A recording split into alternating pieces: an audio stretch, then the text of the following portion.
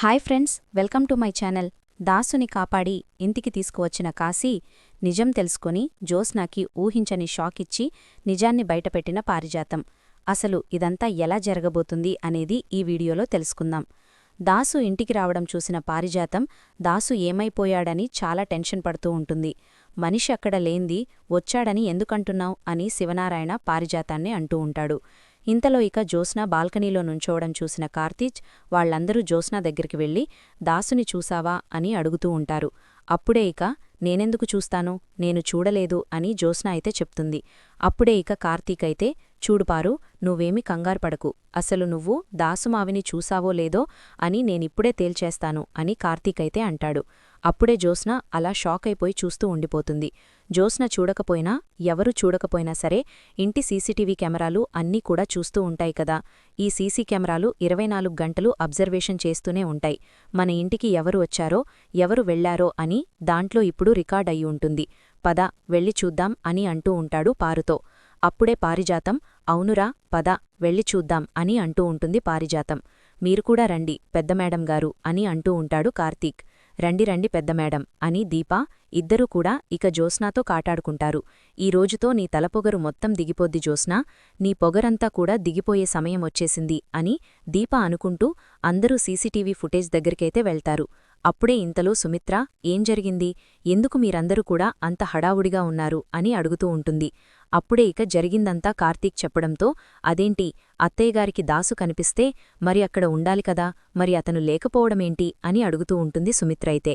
అదే అత్తా మాకర్థం కావడం లేదు, బాల్కనీలో నుంచోని జ్యోత్స్న చూస్తూనే ఉంది, జ్యోత్స్నక్కూడా కనిపించలేదంట. ఆ రోజు నువ్వు ఇంట్లోనుంచి వెళ్ళిపోతుంటే అసలు నువ్వో కాదో అని జ్యోత్స్న అనుకుంది, అందుకనే నిన్ను ఆపలేదు.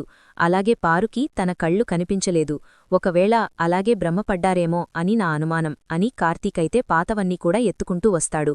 అప్పుడే జ్యోత్స్న అయితే జరిగిపోయినవన్నీ ఎందుకు బావా అని అడుగుతూ ఉంటుంది.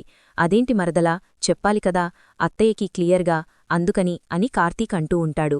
రేయ్ తర్వాత మాట్లాడుకుందాం, ముందు సీసీటీవీ ఫుటేజ్ చూడ్రా అని అంటూ ఉంటుంది పారిజాతం. అప్పుడే ఇక దశరథ అయితే నేను చూస్తానండి కార్తీక్ అని మొత్తం కూడా చెక్ చేస్తూ ఉంటాడు.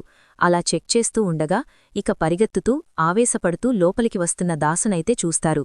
చూసి కుటుంబం మొత్తం కూడా షాకైపోతూ ఉంటారు. దాసు ఇలా పరిగెత్తుకుంటూ ఆవేశపడుతూ లోపలికి వచ్చాడేంటి అని దశరథ అనుకుంటూ ఉంటాడు. ఇంతలో ఇక వెనకనుంచి ఇద్దరు రౌడీలు వచ్చి దాసుని తీసుకువెళ్లిపోవడం అంతా కూడా క్లియర్గా కనిపిస్తుంది సీసీ కెమెరాలో.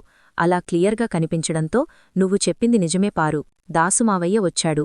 కాని దాసుమావయ్య లోపలికి రానివ్వకుండా ఎవరో ఇద్దరు రౌడీలు దాసుని తలమీద కొట్టి తీసుకువెళ్లిపోయారు. పాపం ఆ తలమీద దెబ్బలమీద దెబ్బలు పడుతూనే ఉన్నాయి.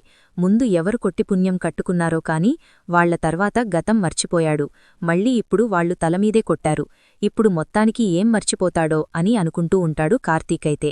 ఇక కార్తీక్ అలా అనుకున్న తర్వాత అప్పుడే ఇంకా దశరథ అయితే కార్తీక్ ఇది మనం ఊరికినే వదిలేయాల్సిన విషయం కాదు, మనం వెంటనే పోలీసులకి ఫోన్ చేద్దాము అని అంటూ ఉంటాడు దశరథ.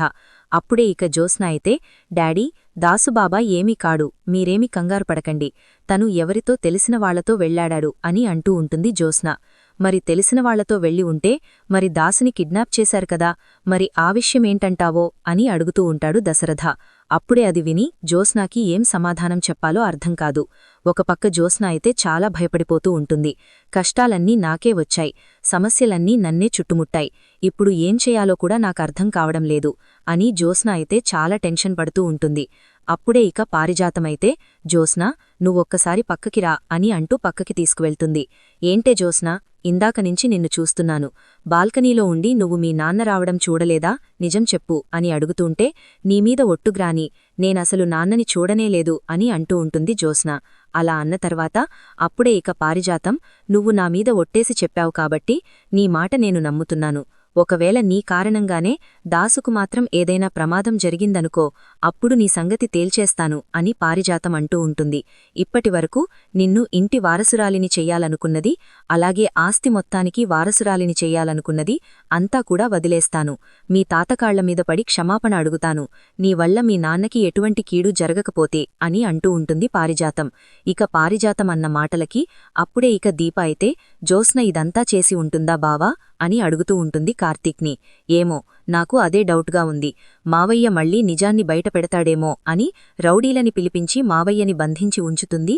అనుమానం రాకుండా ఫోను ఛార్జింగ్లో పెట్టి అటూ ఇటూ అంటూ షెట్టి మొత్తం కూడా వాళ్లు చక్కర్లు కొడుతున్నారు అని చెప్తూ ఉంటాడు కార్తీక్. అన్న మాటలకి అప్పుడే దీప అయితే, ఇప్పుడు దాసుమావని వాళ్లు తీసుకువెళ్లి ఎంతో దూరం వెళ్లరు, వెళ్లి వెంటనే పట్టుకోబావా అని అంటూ ఉంటుంది దీప. అప్పుడే ఇక కార్తీకైతే, మావయ్య, వాళ్లు దాసుమావయ్యని తీసుకొని అప్పుడే ఇక ఎక్కువ దూరం వెళ్లరు, నేను చుట్టుపక్కల ఉన్న మన వాళ్లందరికీ కూడా ఫోన్